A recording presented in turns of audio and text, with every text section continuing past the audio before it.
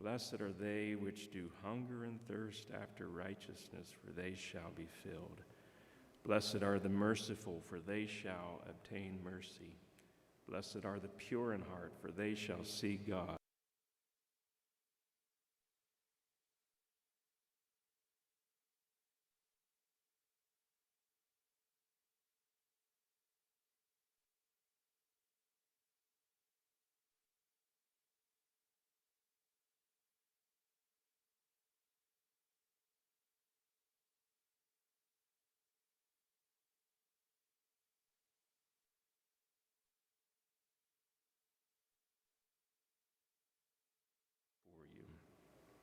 And we'll conclude our reading there this morning. I would like to focus our attention on the first verse.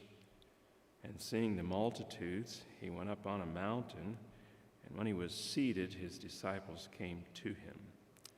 He went up on a mountain could mean into the mountain region or into the hill country. Some of you have been to the Holy Land, visited Israel, and you have been to the place that tradition says is where Jesus gave this great sermon.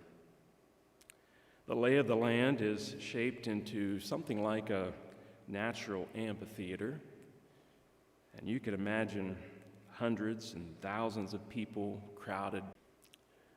But I still think it would have been difficult for some of them to hear his teaching.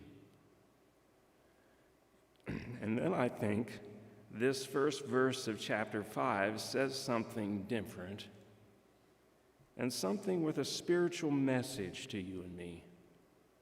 He went up on a mountain, and when he was seated, his disciples came to him. Now, chapter 4 indicates that this was a high point of Jesus' popularity among the people. Chapter 4 tells us that Jesus went about all Galilee, teaching, preaching, and healing all kinds of sickness and all kinds of disease among the people. And his fame went throughout all Syria, and they brought to him all sick people and those who were demon-possessed, and he healed them. Great multitudes followed him. We don't know about that particular time, an event, but we do know it was the case at another time when Jesus said, "You seek me because you ate of the loaves and were filled." We don't know about this time when Jesus preached this great sermon, but it could have been that many in the multitudes on the hillside that day or those days were there for the benefits that were being freely distributed. Free health care and guaranteed healing. I mean, the word says he healed them. Why wouldn't you want to be there? The verse says, and seeing the multitudes, he went up on a mountain. And I don't think Jesus was trying to escape the people. I don't think he was trying to escape the crowds and their excitement and their anxiousness and persistence for him to heal them too, like they were seeing that he was doing for others. I think it was because he had something to say. He had something of spiritual value and eternal value to say to those who were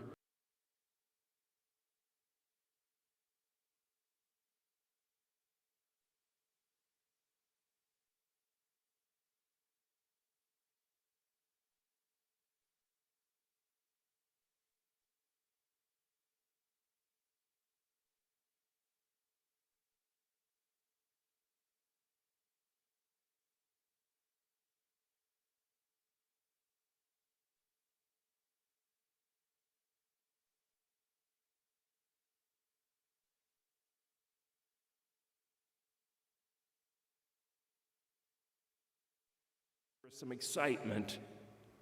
Some would press past the people who had stopped when they were healed and when they had received some other physical benefit. When he was seated, his disciples came to him. There were some who followed, some who wanted his presence, some who wanted to hear his message. And Jesus had something to say to those who were ready to press out of the crowds and climb higher to hear what he had to say to them. And as we're here at camp meeting, if we purpose to press close to him, as Brother Questenberry was leading the singing last evening, those songs, if we purpose to press close to him, he'll have something to say to us as well.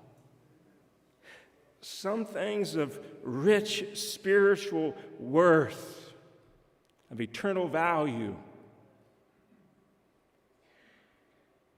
His disciples came to him. Then he opened his mouth and taught them. Oh, I desire to be taught by the Lord. The whole scenario reminds me of a statement that Jesus made elsewhere. He said, "Many are called, but few are chosen." By going about Galilee teaching and preaching and healing people of disease and casting out demons, Jesus was attracting many. Many were called, and they came to be a part, at least on the surface, of what was taking place.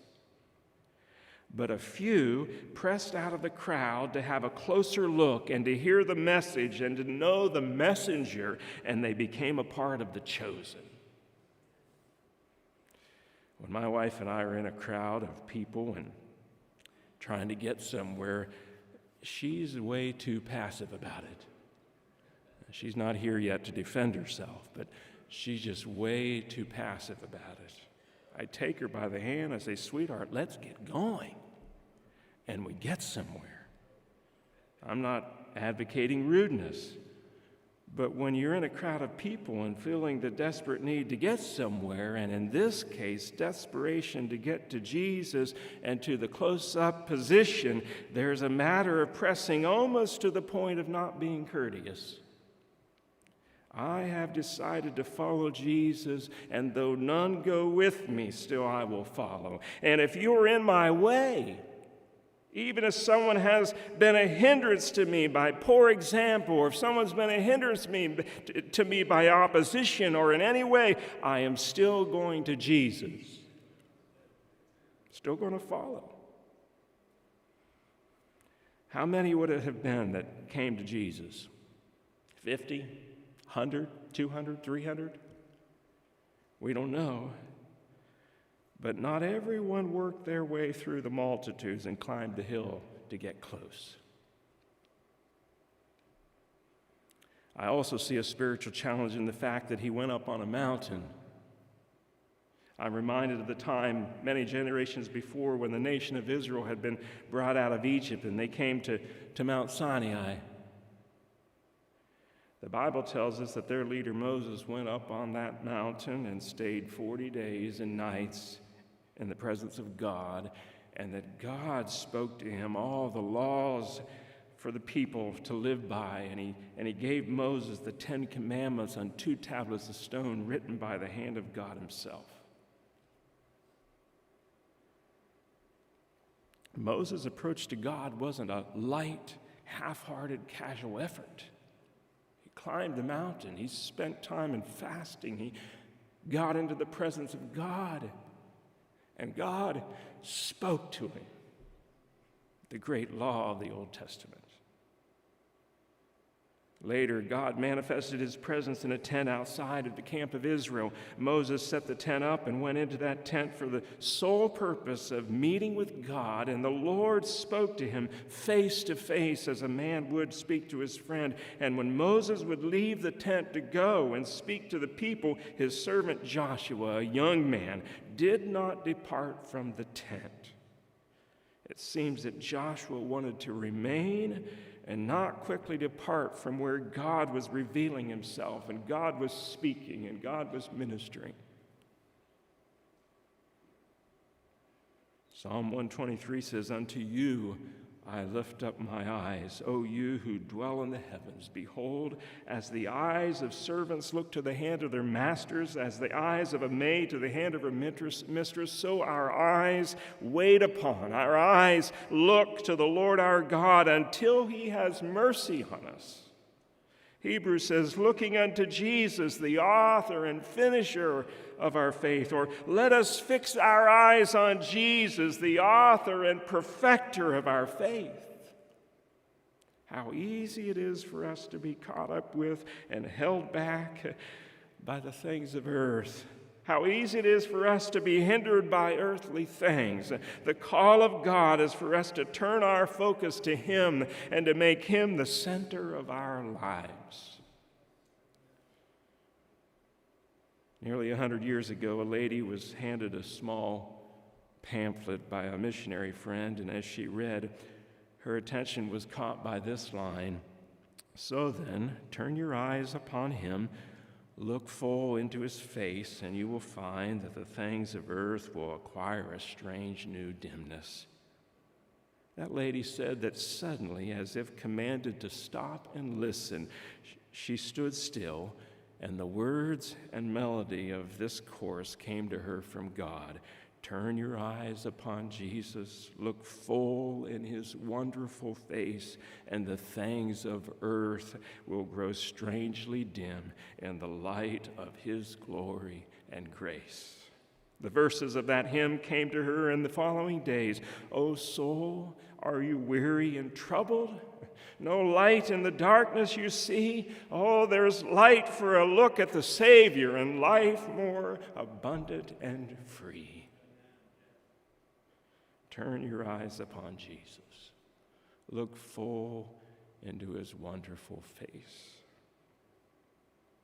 All the time, but perhaps especially during this time of camp meeting and effort for spiritual renewal, we need to press out of and past and beyond the crowd, beyond the common, beyond the world, and follow Jesus and go to Jesus. We need to step out and climb beyond and press toward Jesus. I'd like to just give some application here this morning to this thought of pressing toward Jesus. And some of this application won't apply to this group here this morning, but some application to this matter of pressing toward Jesus. First, it's a matter of stepping out of sin. Again, perhaps not so much in this group this morning, but some people need to step out of their own personal sin or backslidden condition. Psalmist says, depart from evil and do good and dwell forevermore. The Lord has been calling to some in this way. If you're one of them, he has faithfully convicted of you of what is wrong and evil in your life and has been calling you to higher ground. And it's time you leave your sins.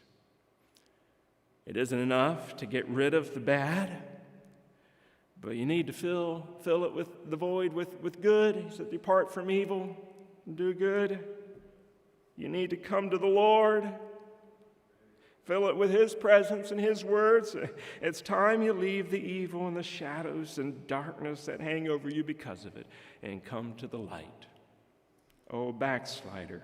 Again, maybe I'm not speaking to the backslider here this morning, but oh, backslider, when you finally decide to return and with all your heart you begin to pray and seek the Lord and humble yourself before him, you'll find that he has been waiting and looking for you.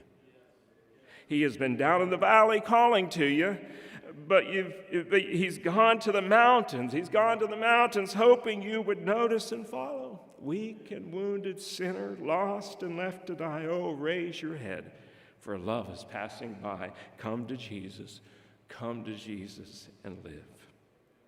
This matter of pressing toward Jesus is also a matter of pressing beyond indecision. Again, maybe not so much in this crowd this morning, but some people who have wavered between two opinions.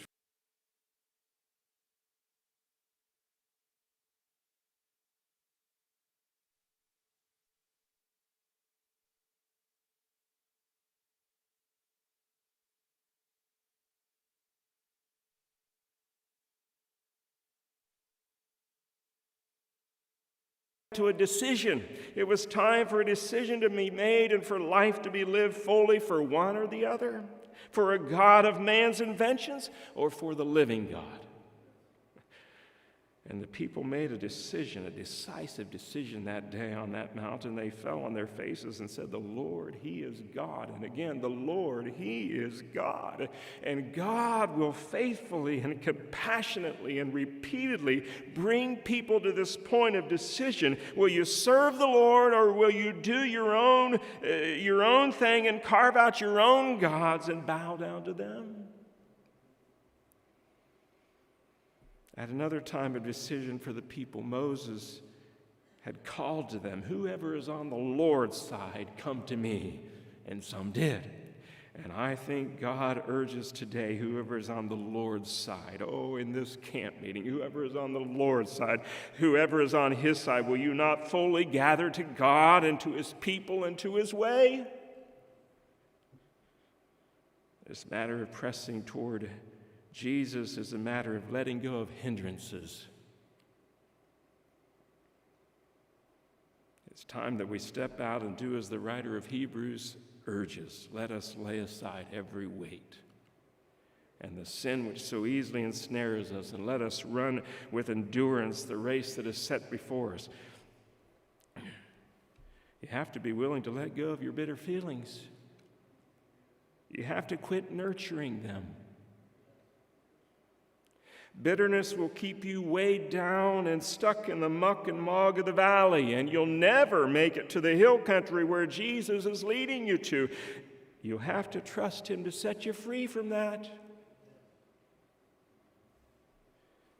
You have to be ready and willing to let go of this world and all of its allurements, things that captivate and things that, if allowed, will drain the spiritual fervor and life and love for God right out of you.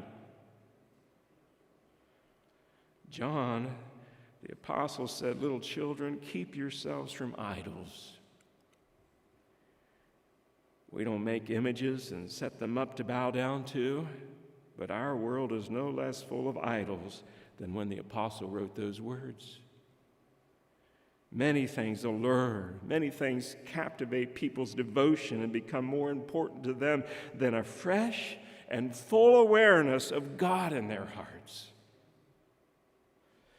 Before making a trek across the desert, or before journeying across snow and ice, or before climbing a mountain, a big part of your planning is what to leave behind.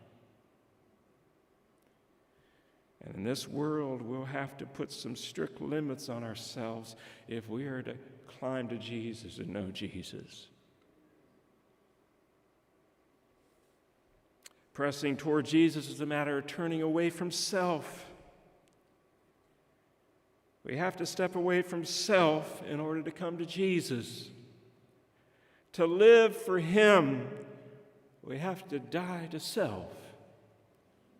Self-will, self-centered, self-pity, self-righteous, and all of selfish self will have to go if we ever hope to climb the hill and come to Jesus, if we ever hope to have close and meaningful fellowship with Him.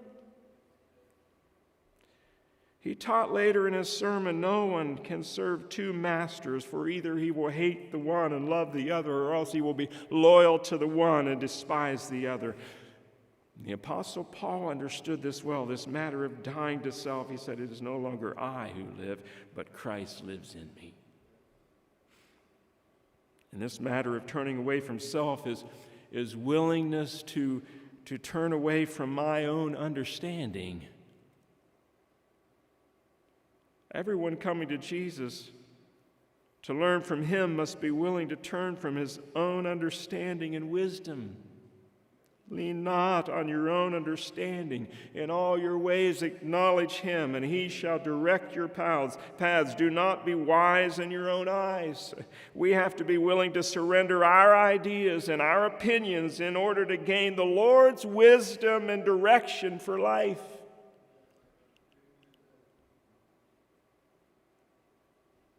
This matter of pressing toward Jesus is a matter of leaving emptiness behind.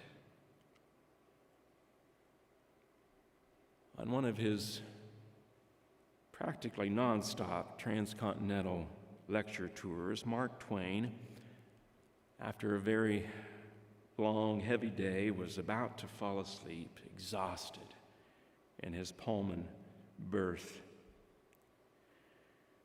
And just as sleep was about to engulf his consciousness, he was startled by the complaining voice of an old lady intoning over and over, "Oh, I am so thirsty. Oh, I am so thirsty. Oh, I am so thirsty." It was repeated with maddening regularity and persistence. Unable to stand it any longer after tossing and turning for a while, Mark Twain got up and groped down the car in his night clothes and brought the old lady a glass of water. The old lady duly thanked him, and Mark returned to his berth, looking forward to curling up in a deep sleep the minute his head hit the pillow. His expectation was about to be fulfilled when all of a sudden he sat bolt upright and with horror heard the too familiar voice intoning, "Oh, I was so thirsty. Oh, I was so thirsty." It may be that we need to step out of emptiness and climb higher toward God with a longing in our hearts, a thirst in our hearts. And when we do, we'll hear those words and experience their reality. "Blessed are those who hunger and thirst for righteousness, for they shall be filled." Heavenly provisions are available if we will step out and climb to them and take hold of them. Heavenly provisions are available for it to be our testimony. "Oh, I was so thirsty." Some honest person said something like this: "We can hold much, Lord, or we can't hold much, Lord, but we can overflow lots." We can't hold much, but we can overflow lots. Pressing toward Jesus is a matter of pushing past repeated failure. Booker T. Washington said this after the slaves had been set free. He said, "In some way, a feeling got among the colored people that it was far from proper for them to bear the surname of their former owners, and a great many of them took other surnames." He said this was one of the first signs of freedom. And Jesus came to set us free and to change the negative names and terms that have too often been associated with our disposition in our lives. Such as, "He is an angry man," or "She is a self-focused person," or to be known by a lack of self-discipline or a weakness to this or that besetting sin. Jesus came to change that disposition, came to change that perspective. God has the power and the means to do so for us. A saved and sanctified heart brings us into freedom and victory and living in the presence of God, and it ought to give us insight and wisdom to recognize weaknesses and to change our circumstances if we must. You may say that as a sanctified Christian, you should be able to face some temptation or trial. You may think you should have victory in that area of your life. But what about asking ourselves, what can I do about not being in this situation? As much as it is up to you, don't put yourself in that setting. Don't allow yourself to come into those circumstances where failure has almost always been the result. Many times victory comes by acknowledging weakness and a problem and by being willing and determined to change your circumstances no matter how hard it may be. Jesus said, "Watch and pray, lest ye enter into temptation. The spirit indeed is willing, but the flesh is weak." And so often that watching isn't being wary of the devil while you're close to the trap again, but a matter of making necessary adjustments in your life so that you're not found there.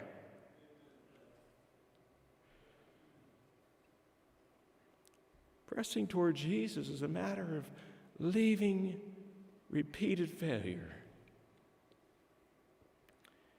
I think there's a secret power that we, in our pride and tendency to be private, don't utilize as we should. Proverbs says, "He who covers his sins will not prosper, but whoever confesses and forsakes them will have mercy." There's a lack of prosperity in this area of failures because we aren't willing to talk to someone about them. James says, confess your faults, confess your slips, your false steps, your offenses, your sins. Confess them to one another and pray for one another that you may be healed. Whether the answer is immediate deliverance and cleansing or wisdom to understand that we need to change our circumstances or grace to endure the trial, God has victory for you and me over what has too often been a matter of failure and defeat. Those who step out and climb higher heard wonderful words. Blessed are the poor in spirit, for theirs is the kingdom of heaven. Blessed are those who mourn, for they shall be comforted. Finally, let me make this application. Pressing toward Jesus is stepping away from, a matter of stepping away from neglect. Freedom is a wonderful way of life, perhaps more wonderful than we realize because we haven't been without it. And we shouldn't just expect it. Someone said liberty is always unfinished business. And spiritual freedom and hope and life are the same way. It's interesting to me that in the same chapter in the Bible that tells the Christmas story, in that same chapter we find the story of losing Jesus.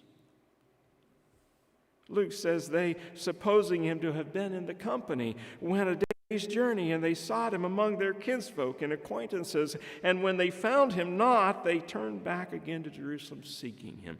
Just after the excitement of Christmas and a lot of focus on the birth of Jesus, after the season has passed and all has settled down and all the decorations are back in the box and stored away, we have this story about losing track of Jesus. Or we could say, after you've been in God's presence. Oh, again, liberty is a matter you have to keep working to keep it.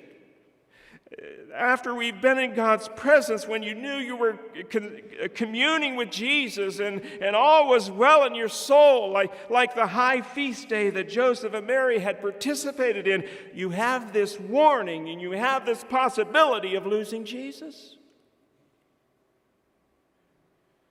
It's also interesting to note that as Joseph and Mary did, you can lose Jesus right in the company of believers and other worshipers. Just being in the company doesn't guarantee his presence. It doesn't guarantee that he will be there. There's more involved in keeping Jesus than that.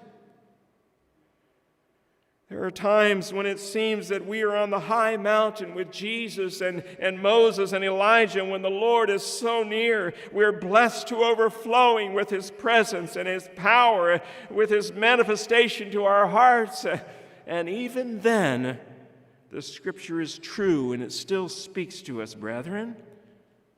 Whatever things are true, whatever things are noble, just, pure, lovely, good report, if there's any virtue, if there's anything praiseworthy, meditate on these things, think on these things. Paul said, the things which you learned and received and heard and saw in me, these do, and the God of peace will be with you.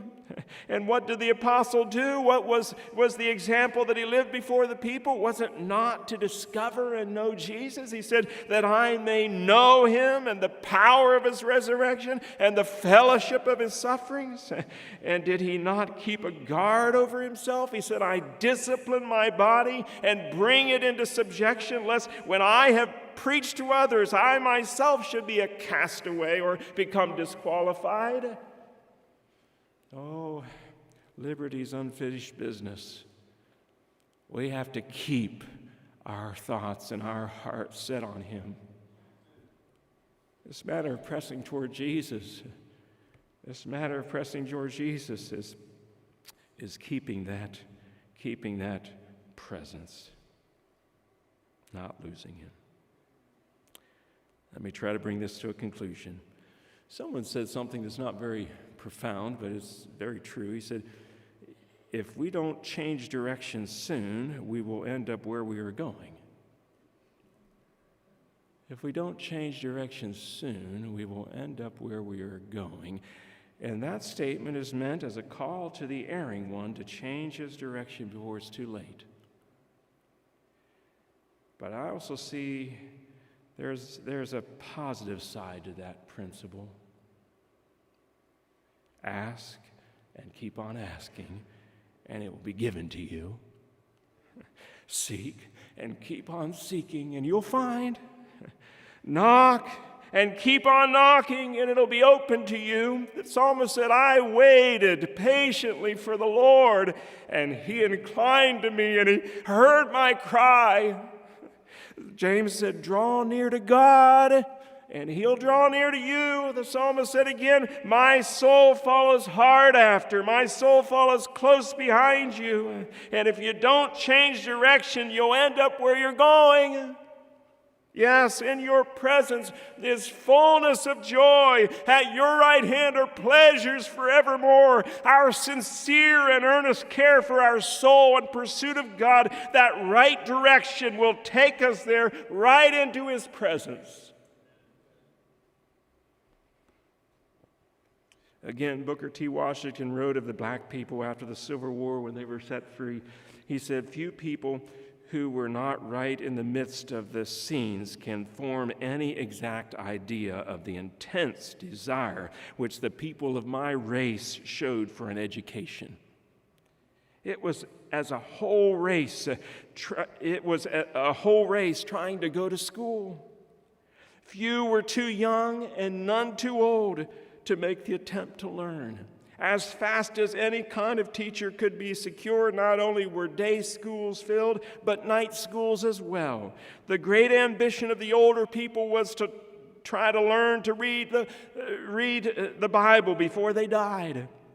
He said, with this end in view, men and women who were 50 or 75 years old would often be found in the night schools. So day school, night school, Sunday school were always crowded, and often many had to be turned away for want of room. And I just say there ought to be something of that fervor and that desire in each of our hearts for knowing God and coming into his presence.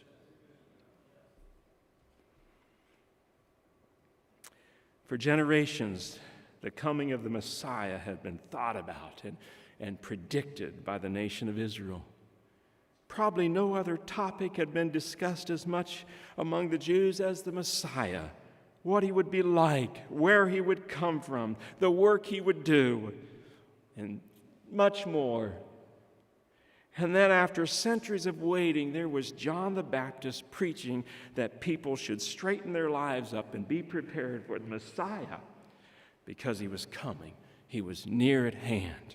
And John's disciples had listened to him preach and had heard all that John had to say about the Messiah. And no doubt they had thought long about him and talked much about him among themselves until one day John was standing with two of them and looking at Jesus as he walked. He said, "Behold the Lamb of God." And those two disciples heard John and followed Jesus and said to him, "Rabbi, where are you staying?" And he said, "Come and see." And they went and saw where he was staying and remained with him that day. You see, multitudes gathered to Jesus when his fame went throughout the regions, and it was good and right for them to do so, just as it's right for us to come together for camp meeting. It's a good thing for us to be where God is and where God is showing his work. It's in order for us to have Bible studies and to consider what is the Lord teaching us. It is good to know about God and great for us to learn more about what it means to be a Christian. But there comes a point in all of this when it's time for us to step out of the crowd, to step out of the common and climb the hill and be a disciple. We can know a lot about God, but the point is to experience Him. We can know a lot about Him, but the point is to experience Him. We need to let go of anything that would hinder and stand and step away from wavering in our commitment and having little of God's presence. The call to our hearts is for us to get up next to Jesus and hear Him speak and to know Him. He says, come and see. And I believe He is saying that to us this week. Come and see. Come and see. And we need to go and remain with Him and let Him speak rich things to us, to our hearts today. Lord bless you.